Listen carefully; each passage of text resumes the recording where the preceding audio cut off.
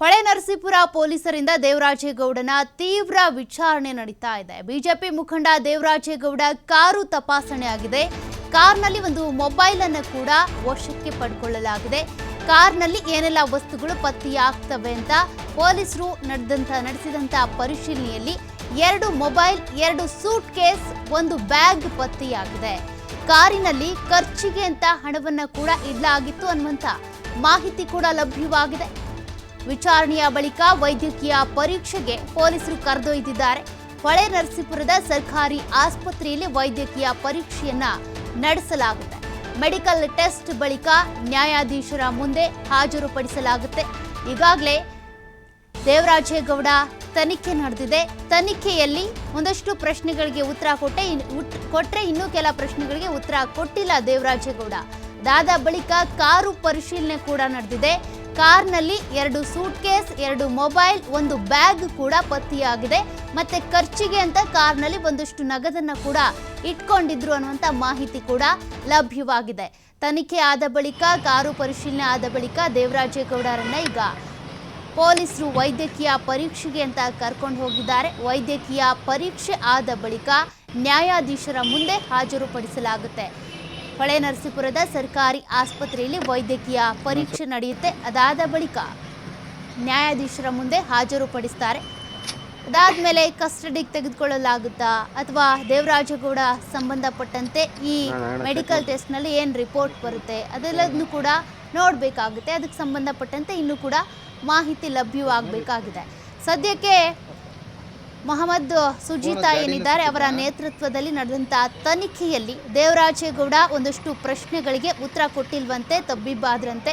ಕೆಲ ಚಿಕ್ಕ ಪುಟ್ಟ ಪ್ರಶ್ನೆಗಳಿಗೆ ಉತ್ತರ ಕೊಟ್ಟಿದ್ದಾರೆ. ಮೊದಲು ಉತ್ತರ ಕೊಡ್ತಾ ಇದ್ದಂತಹ ಅವರ ಹುಮ್ಮಸ್ಸು ಏನಿದೆ, ಅದಾದ ಬಳಿಕ ಕೇಳಿದಂಥ ಪ್ರಶ್ನೆಗಳಿಗೆ ದೊಡ್ಡ ದೊಡ್ಡ ಸ್ಟ್ರಾಂಗ್ ಪ್ರಶ್ನೆಗಳನ್ನ ಕೇಳ್ತಾ ಹೋದಂಥ ಸಂದರ್ಭದಲ್ಲಿ ಉತ್ತರಗಳೇ ಇಲ್ವಂತೆ, ಸೈಲೆಂಟ್ ಆಗಿಬಿಟ್ಟಿದ್ದಾರೆ.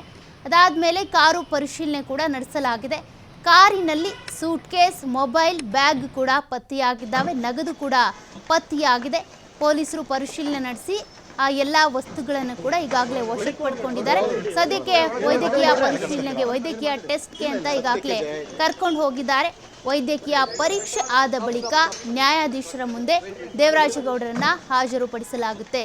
ಈಗಾಗಲೇ ಪ್ರಜ್ವಲ್ ರೇವಣ್ಣ ಕೇಸ್ಗೆ ಸಂಬಂಧಪಟ್ಟಂತೆ ವಿಡಿಯೋಗಳನ್ನು ದೇವರಾಜೇಗೌಡ ಶೇರ್ ಮಾಡಿದ್ರು.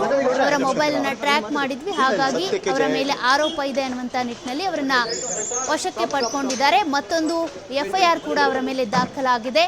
164 ಹೇಳಿಕೆಯನ್ನು ಕೂಡ ಸಂತ್ರಸ್ತೆ ಕೊಟ್ಟಿರುವಂಥದ್ದು, ಅಂದರೆ ತಮ್ಮ ವಿರುದ್ಧ ಲೈಂಗಿಕ ದೌರ್ಜನ್ಯ ನಡೆದಿದೆ ಅಂತ ಸಂತ್ರಸ್ತೆ ಕೊಟ್ಟಿರುವಂಥ ಹೇಳಿಕೆಯನ್ನು ಕೂಡ ಪೊಲೀಸರು ಇಟ್ಕೊಂಡು ಈಗಾಗಲೇ ತನಿಖೆಯನ್ನ ನಡೆಸ್ತಾ ಇದ್ದಾರೆ.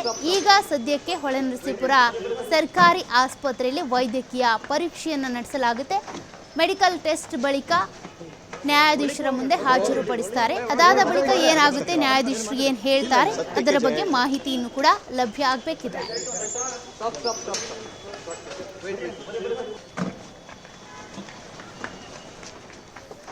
ಈ ಬಗ್ಗೆ ಹೆಚ್ಚಿನ ಮಾಹಿತಿ ಕೊಡ್ತಾ ಹೋಗ್ತಾರೆ ನಮ್ಮ ಪ್ರತಿನಿಧಿ ಪ್ರಕಾಶ್, ಲೈವ್ ಸಂಪರ್ಕದಲ್ಲಿದ್ದಾರೆ.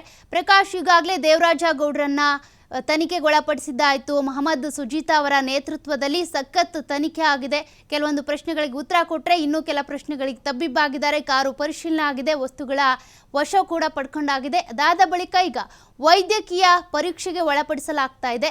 ಇನ್ನು ಏನೆಲ್ಲ ಪ್ರೊಸೀಜರ್ಸ್ ಇದೆ, ಏನು ಡೆವಲಪ್ಮೆಂಟ್ಸ್ ಆಗ್ತಾ ಇದೆ ಅಲ್ಲಿ ಅಂತ?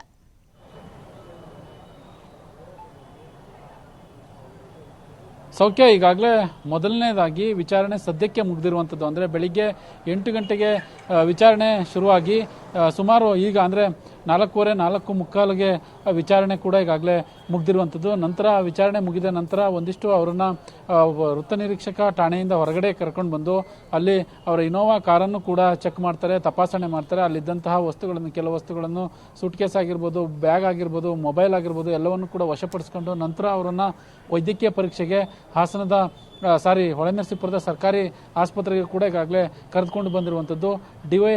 ಹೊಳೆನರಸೀಪುರ ಡಿವೈಎಸ್ಪಿರವರ ನೇತೃತ್ವದಲ್ಲಿ ಸರ್ಕಾರಿ ಆಸ್ಪತ್ರೆಗೆ ಬಂದು ವೈದ್ಯಕೀಯ ತಪಾಸಣೆಗೆ ಈಗಾಗಲೇ ಒಳಪಡಿಸಿ ಈಗಾಗಲೇ ಕರೆದುಕೊಂಡು ಹೋಗಿದ್ದಾರೆ. ಅಂದರೆ ವೈದ್ಯಕೀಯ ತಪಾಸಣೆ ಮುಗಿದ ನಂತರ ನ್ಯಾಯಾಧೀಶರ ಬಳಿ ಹಾಜರುಪಡಿಸ್ತಾರೆ ಅನ್ನುವ ಮಾಹಿತಿ ಲಭ್ಯವಾಗಿರ್ತಕ್ಕಂಥದ್ದು. ಹೊಳೆನರಸೀಪುರದ JMFC ನ್ಯಾಯಾಲಯ ಏನಿದೆ ಆ ನ್ಯಾಯಾಲಯದ ನ್ಯಾಯಾಧೀಶರ ಬಳಿ ಹಾಜರುಪಡಿಸಿ ತದನಂತರ ಏನೇನಾಗುತ್ತೆ ಅನ್ನೋದನ್ನು ಕೂಡ ಈಗಾಗಲೇ ಕಾದು ನೋಡಬೇಕಾಗುತ್ತೆ. ಯಾಕಂತಂದ್ರೆ ಸಾಕಷ್ಟು ಪ್ರಕರಣ ಗಂಭೀರತೆಯನ್ನು ಕೂಡ ಪಡೆದುಕೊಂಡಿರುವಂತಹ ಹಿನ್ನೆಲೆಯಲ್ಲಿ ಅವರ ವಕೀಲರು ಕೂಡ ಹೇಳ್ತಾ ಇದ್ರು, ಅಂದ್ರೆ ಏಪ್ರಿಲ್ 1ನೇ ತಾರೀಕು ದೂರ ಆಗಿರ್ತಕ್ಕಂಥದ್ದು. ಇಲ್ಲಿ ಯಾವೆಲ್ಲ ರೀತಿಯಾಗಿ ದೂರನ್ನ ಪೊಲೀಸರು ದೂರು ದಾಖಲು ಮಾಡ್ತಾರೆ, ಜೊತೆಗೆ ಅವರು ಎಲ್ಲೂ ಕೂಡ ಕದ್ದು ಹೋಗಿಲ್ಲ, ಹಾಸನ ಮತ್ತು ಬೆಂಗಳೂರಿನಲ್ಲಿ ಇದ್ರು ಅನ್ನುವ ಮಾಹಿತಿಯನ್ನು ಕೂಡ ಹೇಳಿರುವಂಥದ್ದು. ಬಹಳ ಮುಖ್ಯವಾಗಿ ಇನ್ನೊಂದು ಅಂದರೆ ಕ್ಯಾಮರಾವನ್ನು ನೋಡಿ, ಅಂದರೆ ವೈದ್ಯಕೀಯ ತಪಾಸಣೆಗೆ ಹೋಗುತ್ತಿದ್ದಂತಹ ಸಂದರ್ಭದಲ್ಲಿ ಕ್ಯಾಮರಾವನ್ನು ನೋಡಿದಂತಹ ದೇವರಾಜೇಗೌಡ ಒಂದು ಮಾತನ್ನು ಕೂಡ ಹೇಳಿರುವಂಥದ್ದು. ಸತ್ಯಕ್ಕೆ ಜಯ ಸಿಗುತ್ತೆ ಅನ್ನುವ ಮಾತನ್ನು ಈಗಾಗಲೇ ವಿಕ್ಟರಿ ಸಿಂಬಲ್ ಮಾಡುವ ಮುಖಾಂತರ ಈಗಾಗಲೇ ಆ ಹೇಳಿಕೆಯನ್ನು ಕೂಡ ಕೊಟ್ಟಿರುವಂಥದ್ದು. ನಂತರ ಅವರನ್ನು